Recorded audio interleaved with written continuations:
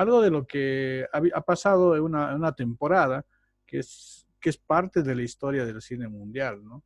¿Sí? Obviamente vamos a seguir hablando un poco del cine boliviano, pero el próximo trabajo que vamos a encargar va a ser el día lunes. El día lunes voy a encargar el último trabajo que tenemos que hacer, que obviamente va a ser lo parecido al que hicimos con los géneros, pero es de cine boliviano, ¿ya? Entonces, ¿qué vamos a hacer con el cine boliviano? No vamos a agarrar géneros del cine boliviano ni nada por el estilo, vamos a agarrar directores, ¿sí? Entonces, el día lunes yo voy a publicar directores, ¿sí? Para el día lunes, ¿no? No lo voy a publicar ahora, ¿sí? Porque me va a tomar mucho tiempo. Voy a publicar directores y ustedes van a hacer lo mismo, solamente que esta vez van a elegir una película más. Aparte que hagan todo lo que es, ¿sí? La biografía del director, sus inicios, sus influencias, todo lo que vamos a colocar en las características que tiene que tener esta investigación por parte de cada uno de ustedes. Van a colgar por lo menos el tráiler de una película hecha por este director. ¿Sí? ¿Ya? ¿Estamos? ¿Listo? Dentro de lo que es la historia del cine boliviano. ¿Sí?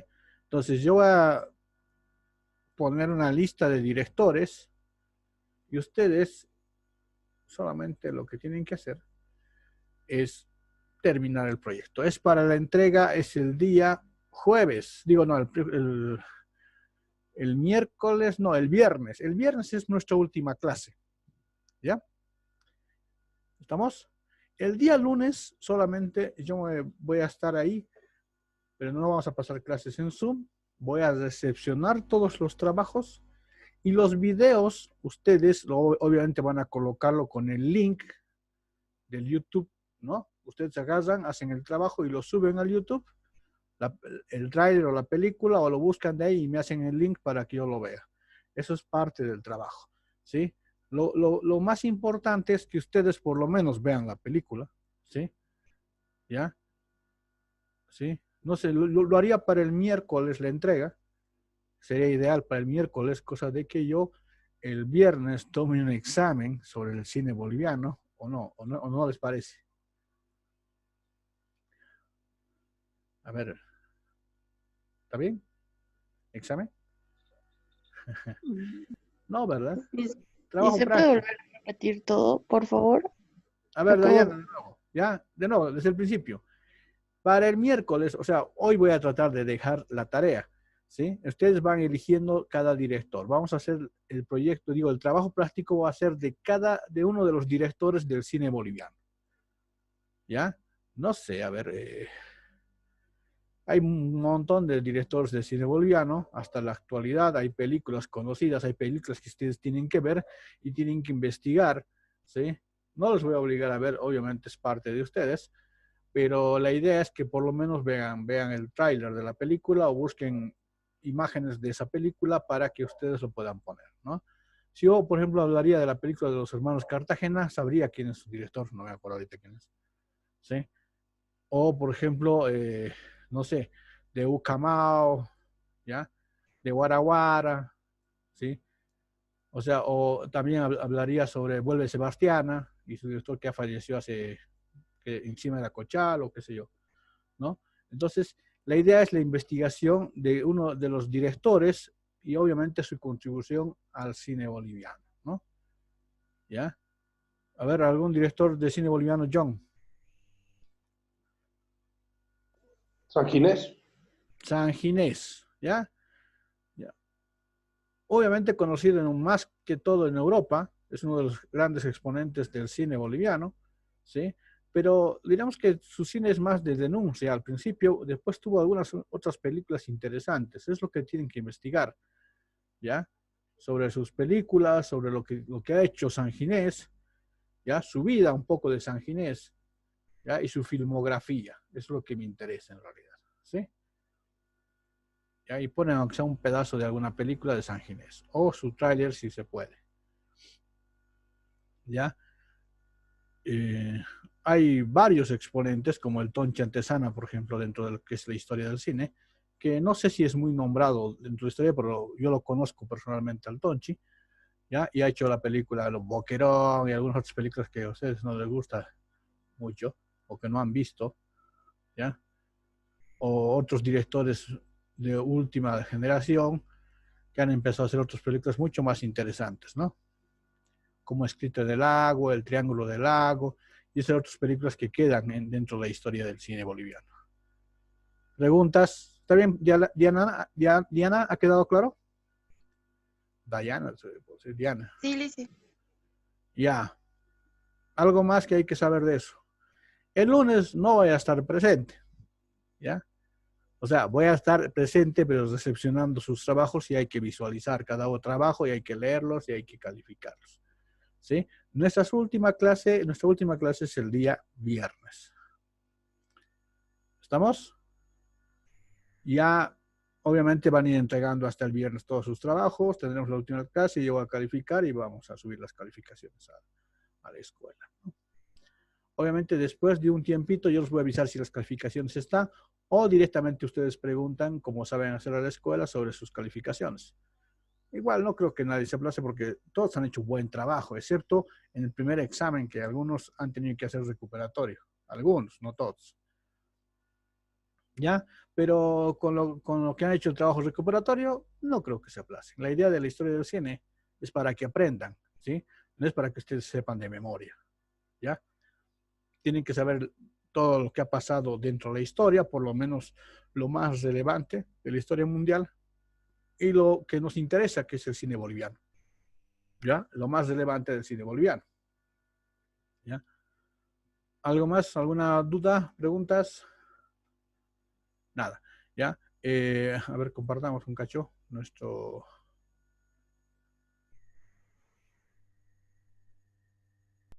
Vamos a ver esto. Una década que trasciende el tiempo, una década con emociones fuertes, una década a puro ritmo, una década de sueños que se vuelven realidad. Hoy vamos a hablar de los blockbusters y del cine de los años 80.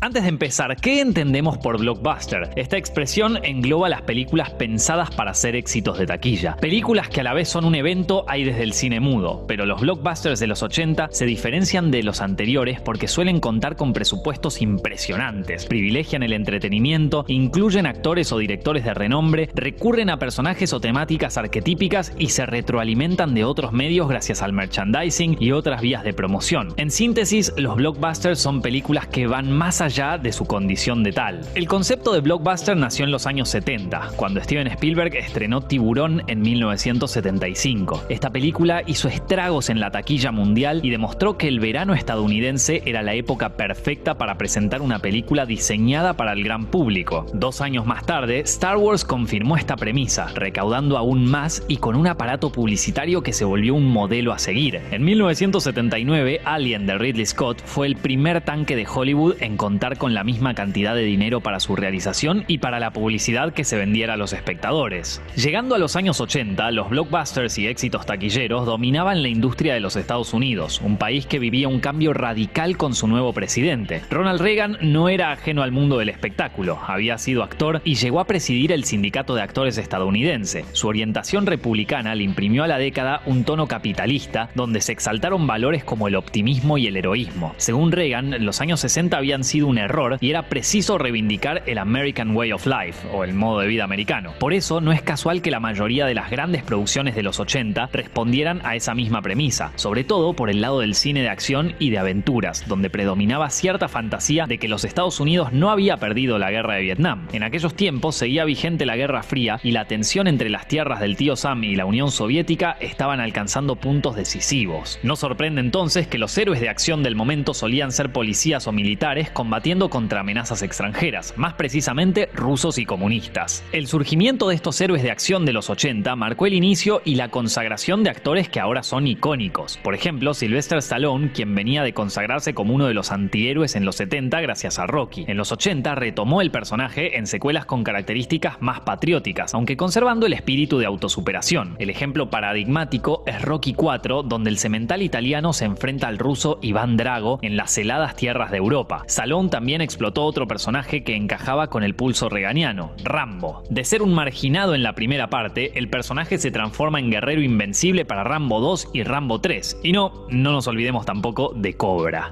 Otro referente de la acción de los años 80 fue Arnold Schwarzenegger. Nativo de Austria, comenzó su carrera en el fisicoculturismo y luego de algunos films llamó la atención gracias a su papel protagónico en Conan el Bárbaro. A lo largo de la década pulió su rol de gigante fuerte en Comando, por nombrar uno de tantos films. La acción de los 80 no se quedaba en Stallone ni en Schwarzenegger. También emergieron héroes con menos músculo pero igual valentía y destreza. Mel Gibson venía haciendo ruido desde Australia de la mano de las fábulas posapocalípticas de Mad Max. Su ascenso a la categoría de ídolo sucedió cuando junto a Danny Glover protagonizó Arma Mortal. Bruce Willis hizo lo propio a partir de Duro de Matar. Con más comedia que acción, Eddie Murphy formó la dupla con Nick Nolte en 48 horas y brilló como actor solitario en Un detective suelto en Hollywood. Al estilo de Rocky, pegó fuerte Karate Kid entre los adolescentes y por su parte, Top Gun y sus secuencias aéreas catapultaron la carrera de un joven Tom Cruise. Y si de cine de acción se trataba, una productora independiente fue quien tomó la delantera. Hablamos de The Cannon Group. Esta compañía fue creada por Menahem Golan y Joran Globus, dos primos israelíes que se propusieron conquistar el mercado norteamericano. Dieron en el blanco con largometrajes repletos de disparos, explosiones y artes marciales muy fieles a los ideales de los 80. Cannon impulsó las carreras de Chuck Norris y Jean-Claude Van Damme con títulos como Desaparecido en acción y El Gran Dragón Blanco. Y resulta imposible dejar de mencionar a Los Amos del Universo, la adaptación cinematográfica de He-Man.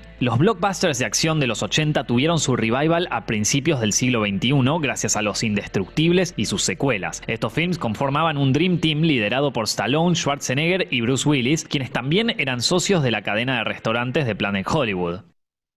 Pero bueno, no todo era acción por aquellos días. Los directores más representativos del nuevo Hollywood siguieron en muy buena forma durante los 80. Francis Ford Coppola concretó proyectos ambiciosos como Golpe al Corazón y producciones más pequeñas, aunque impactantes, Los Marginados y La Ley de la Calle. Martin Scorsese abrió la década con Toro Salvaje, una de sus mejores obras, y Brian De Palma alternó proyectos propios como Doble de Cuerpo y proyectos encargados como Los Intocables. Sin embargo, ninguno de los directores surgidos entre los 60 y los 70 brilló tanto en los 80 como Steven Spielberg. Como dijimos, Spielberg había sido el creador del blockbuster con Tiburón y una década después su nombre se consolidó como una marca, como el cineasta conocido por todo el mundo. Esto se debió a que su impronta humanista sintonizaba con el espíritu de la época y la capacidad de combinar el talento artístico y la habilidad para los negocios. En 1981 se estrenó Los Cazadores del Arca Perdida, la representación en sociedad de un flamante ícono cinematográfico, Indiana Jones. Este arqueólogo inmortalizado por Harrison Ford se dedica a buscar reliquias para preservarlas, lo que lo lleva a combatir contra traficantes de turno y sortear infinidad de peligros. Un personaje concebido por George Lucas y Spielberg durante unas vacaciones de ambos y que combinaba lo mejor de James Bond y los seriales de los 30. Hubo más Indiana Jones a través de los años, pero el film que volvió a Spielberg pasión de multitudes fue E.T. el extraterrestre, un clásico para todo público y la prueba de que era posible combinar un proyecto personal y un producto destinado al consumo masivo. Como productor, Spielberg apadrinó a directores que luego adquirieron vuelo propio. Uno de ellos fue Joe Dante. Aunque supo formarse en la escuela de bajo presupuesto de Roger Corman, Dante ingresaría a las ligas mayores al amparo de Spielberg, por entonces denominado el Rey Midas del cine. Dirigió un segmento de Más allá de los límites de la realidad y triunfó con la película Gremlins. Otro de los discípulos, quizás el más aplicado de Steven Spielberg, fue Robert Zemeckis. Coescribió el guión de 1941 y dirigió I Wanna Hold Your Hand y Autos Usados, pero triunfó definitivamente en 1985 con el estreno de la legendaria Volver al Futuro, que conjugaba lo mejor y lo más representativo de los 80. También dirigió las dos secuelas y años más tarde ganó el Oscar por Forrest Gump. Entre los protegidos de Spielberg también estaba Chris Columbus. Escribió guiones de Gremlins, Los Goonies y El Secreto de la Pirámide. Más adelante, ya sin su mentor, Columbus tuvo un gran éxito dirigiendo Mi Pobre Angelito y los primeros dos films de la saga de Harry Potter. George Lucas fue otro pionero de los blockbusters con su magnífica Star Wars. También siguió activo en los 80, pero solo como productor. Al igual que Spielberg, su nombre también se volvió una marca. Supervisó El Imperio Contraataca y El Retorno del Jedi, que completó la primera trilogía de Star Wars. También produjo films de fantasía como Laberinto, dirigida por Jim Henson, y Willow. ¿Y por qué no hacer una mención especial para Howard el Pato, que si bien no es de las mejores películas del mundo y fracasó rotundamente en taquilla, fue la primera superproducción basada en un cómic de Marvel y sentó las bases del humor políticamente incorrecto que hoy caracteriza a una de las películas de Marvel que más nos gusta, Guardianes de de la galaxia. La mayoría de los films que mencionamos exhiben una nostalgia por los años 50. Esto se debió a un tema generacional. La mayoría de los directores crecieron en esa década y seguía respondiendo a la premisa de recuperar valores estadounidenses de antaño. Uno de los exponentes más virtuosos fue Calles de Fuego, a la que su director Walter Hill definió como una fábula del rock and roll. El cine fantástico más taquillero de los 80 no se limitó a Spielberg ni a Lucas. Ridley Scott nos dio Blade Runner, que torció la ciencia ficción. Bill Murray y compañía se transformaron en los cazafantasmas. Christopher Lambert fue Highlander, el último inmortal, y aparecieron dos directores que marcarían tendencia, James Cameron y Tim Burton.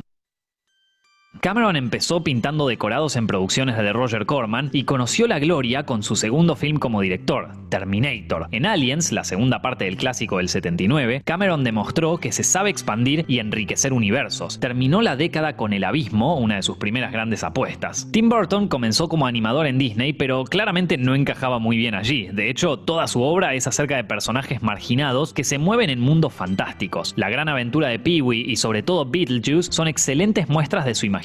Batman, la primera película del encapotado de Ciudad Gótica, lo catapultó al Monte Olimpo de los cineastas más reconocidos. Además del género fantástico, el terror también fue muy popular en los 80, cultivando nuevos íconos y cuestionando de manera implícita el status quo y el ideal que proponía Ronald Reagan en aquella época. Donde más se destacó el terror en los 80 fue en el slasher, las películas con asesinos enmascarados que matan a jóvenes con las hormonas en ebullición. La Masacre de Texas de 1974 y Halloween de 1978 habían sentado las bases. Pero el auge se inició 2 años después con Viernes 13, un fenómeno que dio secuelas y convirtió en estrella a Jason Voorhees, el asesino principal de la saga. Pero si hablamos de celebridades tenebrosas, ninguna se compara con Freddy Krueger, el asesino de la franquicia de Pesadilla en lo profundo de la noche. Durante la primera parte, dirigida por Wes Craven, Freddy es un ente ominoso y maligno que ataca a sus víctimas cuando duermen. Con el correr de las continuaciones, el personaje se empezó a bastardear e incluso llegó a convertirse en un rockstar que presentaba videos en MTV.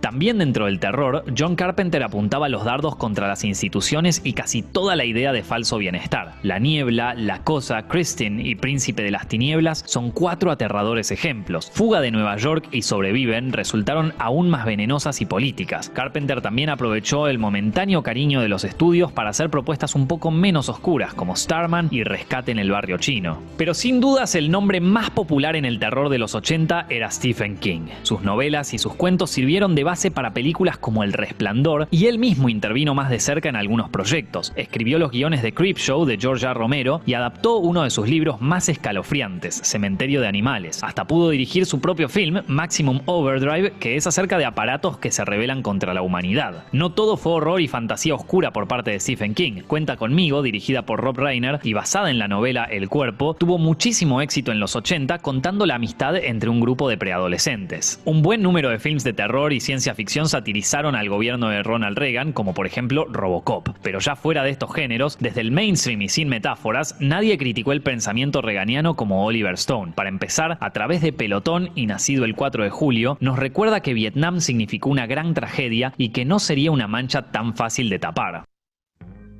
De todos los géneros a los que pertenecían los blockbusters de los 80, hubo un subgénero que se desprendió de todos y cautivó a muchos jóvenes, el coming of age. Películas de madurez protagonizadas por adolescentes y su relación con el mundo que los rodea. Ya mencionamos Cuenta conmigo, pero hubo un nombre que se volvió sinónimo de esta clase de películas, John Hughes. Entre sus películas como guionista y director sobresalen El Club de los Cinco, Sixteen Candles y Experto en Diversión. Hughes murió en el año 2009, pero el coming of age sigue influyendo en las películas actuales de los Estados Unidos y de todo el mundo. Los blockbusters de los 80 se beneficiaron de grandes cambios tecnológicos. En 1981, IBM lanzó la PC, o la Personal Computer, la primera computadora personal que pronto sirvió también de herramienta para el cine, desde el área del montaje y también a la hora de hacer efectos especiales. Las primeras películas en incluir efectos hechos por computadora fueron Tron, el último guerrero espacial, y El secreto de la pirámide, que contaba con el primer personaje enteramente animado por computadora. A su vez, las computadoras inspiraron películas como Juegos de Guerra, en la que dos adolescentes adolescentes sin proponérselo casi provocan la Tercera Guerra Mundial. Más allá de la amplia concurrencia en las salas, durante los 80 surgió otra manera de consumir cine. El formato analógico VHS o Video Home System permitía ver largometrajes en tu propia casa, ya que podías reproducir la cinta en una videocasetera. Los videoclubs vivieron un periodo de efervescencia y alquilar películas se volvió un ritual. La cadena de videoclubes más poderosa durante mucho tiempo no pudo tener otro nombre más atinado: Blockbuster, obviamente. Según una teoría, Estados Unidos ganó la Guerra Fría en parte con la aparición de videocaseteras en territorio soviético. Resumiendo, los blockbusters de los 80 tuvieron su esplendor gracias a un contexto que potenció a los géneros populares y los llevó a un nuevo nivel, como productos y por calidad técnica. Mediante acción, fantasía, ciencia ficción, terror y comedia, estas películas consagraron talentos, presentaron caras frescas y brindaron horas y horas de diversión. Fue un cine en sintonía con los valores de aquella época, aunque también la cuestionaba, pero al igual que el DeLorean en Volver al Futuro, logró atravesar todas las barreras del tiempo. Hoy aquellos blockbusters significan para muchos un objeto de nostalgia y recuperan su valor mediante remakes y homenajes. La serie Stranger Things es un muy buen ejemplo, ya que captura la esencia de las novelas de Stephen King y las películas de Steven Spielberg. Por el lado del cine, Ready Player One cuenta la historia de un joven que, en un futuro distópico, escapa a un mundo virtual cargado de cultura de los 80. Esta adaptación del libro de Ernest Cline fue dirigida por alguien que podríamos decir que sabe bastante de aquella década, el mismísimo Steven Spielberg. Asimismo, el concepto de blockbuster no solo sigue vigente, sino que fue potenciado por las nuevas tecnologías con internet a la cabeza. Los blockbusters de ahora incluyen a los Avengers, los films del universo de Harry Potter y las nuevas películas de Star Wars, que demuestran la vigencia de los clásicos y la búsqueda de un futuro cinematográfico y comercial. Estos videos están hechos con el apoyo de nuestros queridos suscriptores de Patreon. Si quieren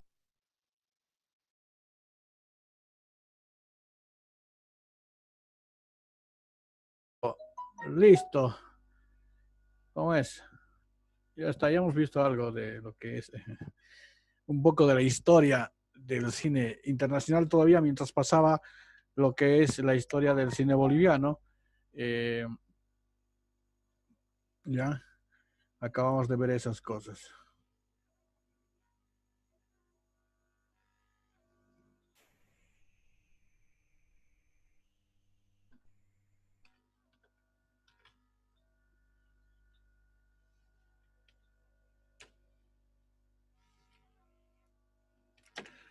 Ya andan escribiendo un montón de gente. Ya. ¿Alguna pregunta, comentario acerca de las películas antiguas, que obviamente, y el nacimiento de la VHS y todo lo que tiene que ver con la ver cine en casa?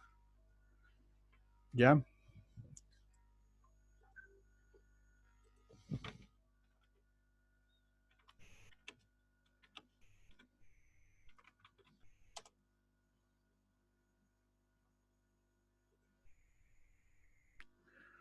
¿Algún comentario? Diana. Melvin. No, hizo todo bien. Ya, entonces ha quedado claro. Bueno, a ver cuánto nos quedamos, un poco más de tiempo. Vamos a ver uno más, ya, para ver lo que es esto.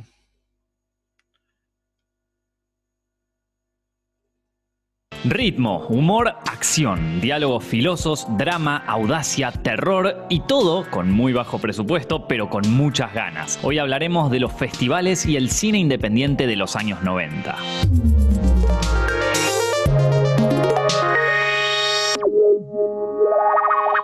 El cine independiente es aquel que está rodado con pocos recursos, sin apoyo de los estudios, que sus propios realizadores sacan adelante haciendo lo imposible. Aunque la independencia los restringe de un lado, brinda libertad para hablar de temas que las producciones grandes no pueden: sexo, violencia, excesos y muerte. Cine independiente hubo desde el nacimiento del cine mismo. Incluso los fundadores de Hollywood fueron independientes antes de huir de la costa este, escapando de los impuestos que pretendía imponerles Thomas Alva Edison. El cine independiente norteamericano tuvo tuvo como pionero a John Cassavetes. En 1955 era un astro ascendente en Hollywood, pero quería hacer películas sobre la gente, sus sentimientos, sus complejidades. Con el dinero de oyentes de un programa de radio, filmó Shadows. Continuó explorando su visión en largometrajes fundamentales como Faces y Una mujer bajo influencia. En los 70, fuera de Hollywood y dentro de Baltimore, John Waters preparaba sus atentados contra el buen gusto. Mondo Trallo y sobre todo Pink Flamingos estaban hechas con amigos de Waters delante y detrás de cámara. En el final de Pink Flamingos, Divine, fetiche del director, comía heces de perro verdaderas. Esa imagen no la vamos a mostrar, pero bueno, pueden ver la película si quieren. Pero la historia del cine independiente de los 90 tiene dos pilares: el Festival de Sundance y la polémica Miramax. A fines de los 70, Robert Redford era parte de la realeza de Hollywood. Sin embargo, no estaba conforme. Veía que la industria iba dejando paso a las superproducciones revitalizadas por Steven Spielberg y George Lucas y pensaba que no debían perderse las historias más simples, intimistas y humanas. Debutó como director en 1980 con Gente como uno, un drama familiar que ganó el Oscar a Mejor Película y Mejor Director. Un año más tarde, en tierras adquiridas en Utah, fundó el Sundance Institute Filmmakers, destinado a brindarles apoyo a cineastas emergentes con proyectos no comerciales. El nombre Sundance viene de Sundance Kid, el personaje que Robert Redford interpreta en Butch Cassidy. No era una elección de nombre caprichosa. Al igual que el Sundance de la película, pretendía enfrentarse al sistema. Como Redford veía la necesidad de encontrar difusión a esos trabajos, al poco tiempo se asoció con otro evento cinéfilo en Utah, el US Film Festival, que funcionaba desde 1978 y proyectaba películas independientes. Así nació el Festival de Sundance, que mantenía la premisa original, pero también buscaba atraer nombres fuertes de la industria para terminar de posicionarse en el panorama de los festivales más prestigiosos. Por ese motivo, también movieron la fecha de realización de septiembre a enero para poder aprovechar la temporada invernal. Al principio, los cineastas llegaban más atraídos por el esquí y las fiestas que por el festival en sí. Miramax es una productora que en realidad surgió en 1979 como una distribuidora de cine creada por Bob y Harvey Weinstein, dos hermanos de Nueva York deseosos de ingresar al negocio del cine y el poder. Sí, estamos hablando del Harvey Weinstein que todos vimos en las noticias de 2017 tras haber sido denunciado por varias mujeres en temas de acoso sexual. Es una lástima que un tipo así tenga que ser mencionado en estos videos, pero tal como les contamos en nuestra serie Hollywood al desnudo, no todo es brillo y magia en la ciudad de Los Ángeles. En fin, el nombre Miramax viene de los padres de Weinstein, Miriam y Max. El primer film con el que trabajaron fue The Secret Policeman's Other Ball y desde allí no se detuvieron. Muchos autores como Peter Biskind ya caracterizaban a Harvey Weinstein como arrogante y maleducado incluso antes de todo el escándalo, pero el talento empresarial de este productor garantizó el ascenso de su compañía en un Hollywood que se renovaría totalmente.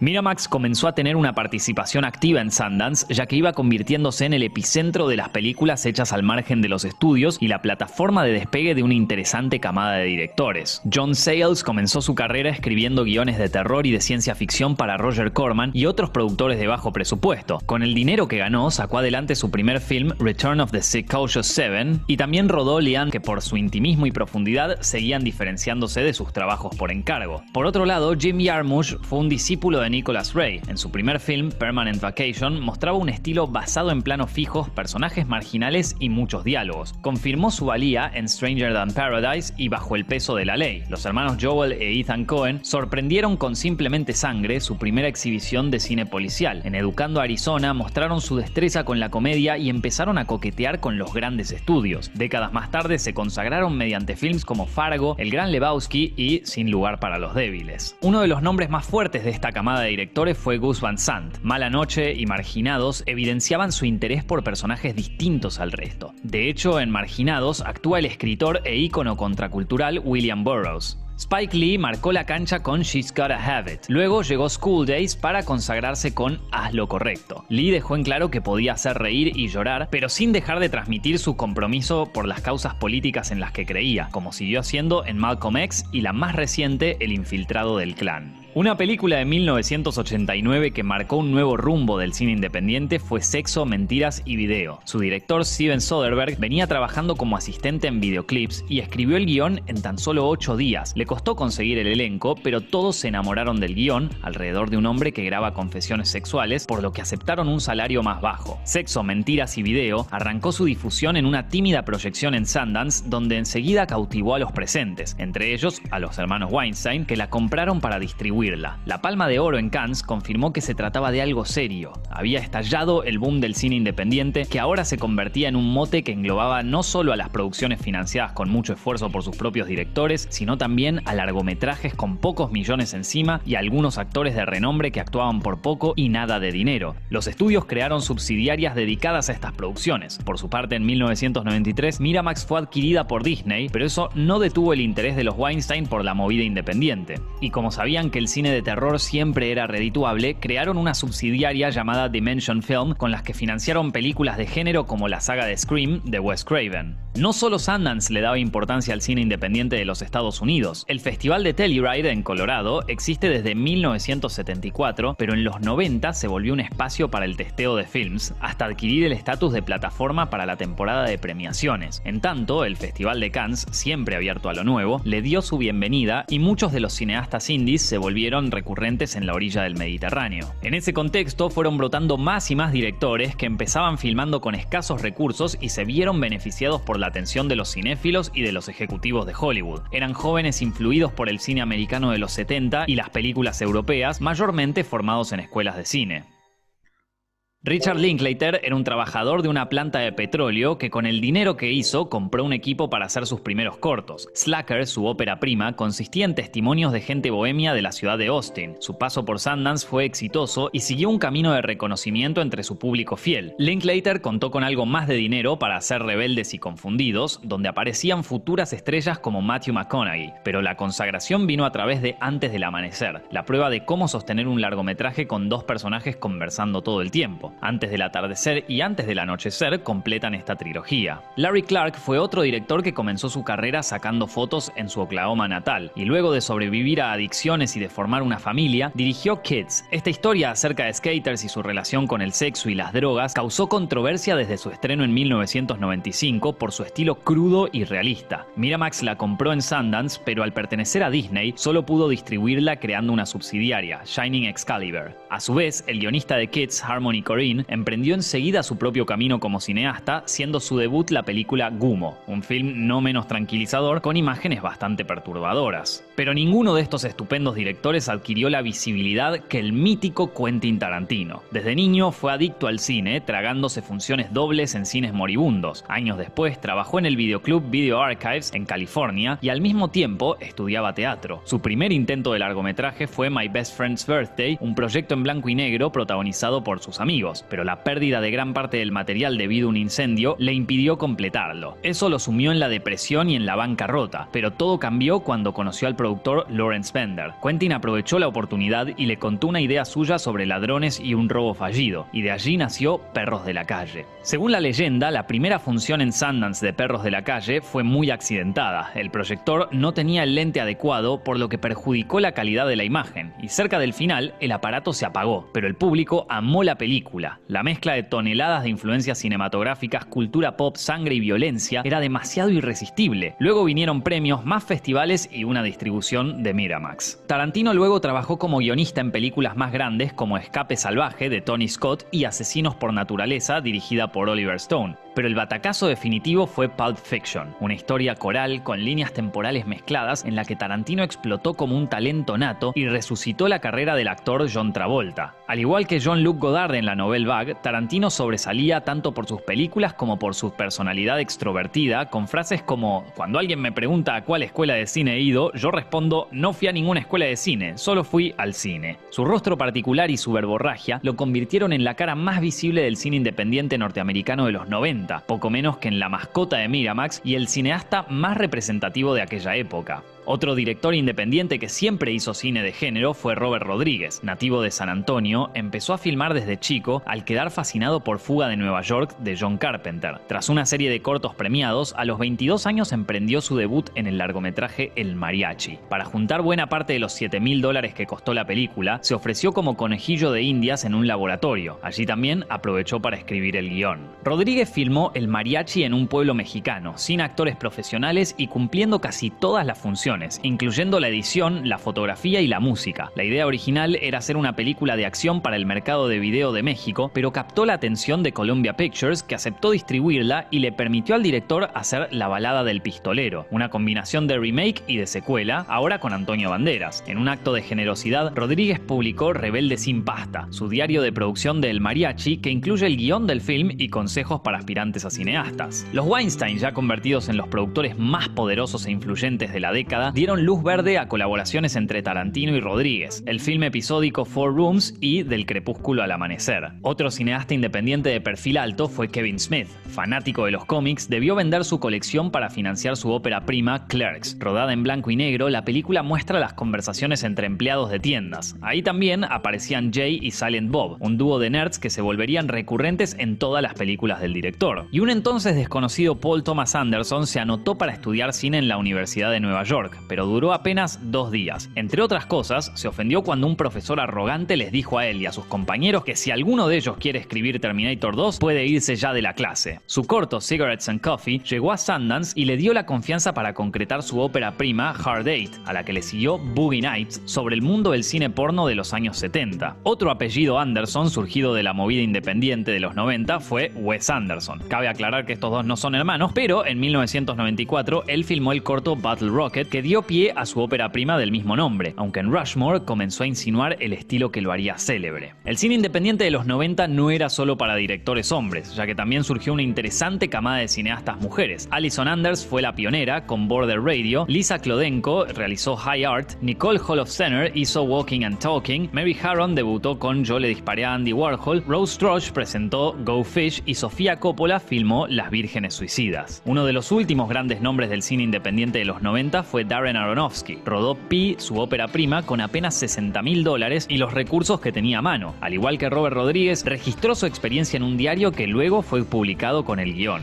El último fenómeno independiente de los 90 vino por el lado del terror, el proyecto Blair Witch. Los directores Daniel Myrick y Eduardo Sánchez le sacaron el jugo a internet, que por entonces era una herramienta novedosa, y allí construyeron la mitología de su falso documental. Como resultado, el film de $22.500 recaudó más de 400 millones en todo el mundo.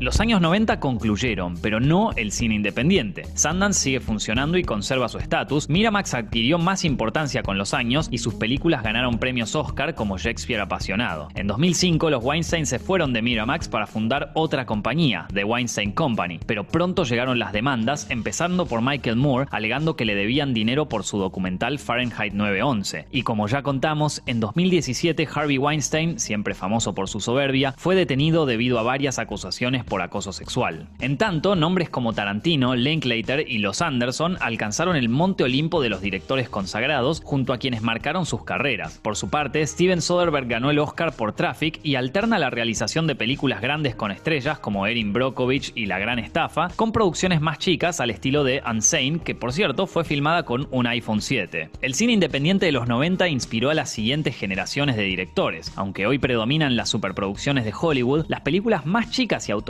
parecen haber encontrado su lugar en plataformas como Netflix y Amazon. Desde allí comenzaron a torcer las reglas de la industria y hoy pueden competir por premios Oscars y ganarlos, tal como sucedió con Barry Jenkins en Moonlight o con Jordan Peele en Get Out. Al igual que sus colegas de los 90, los nuevos cineastas siguen demostrando que mientras haya hambre de contar historias, el cine independiente jamás morirá. Estos videos están hechos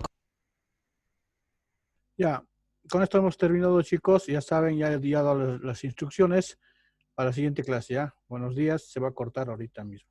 ¿Listo? Chao.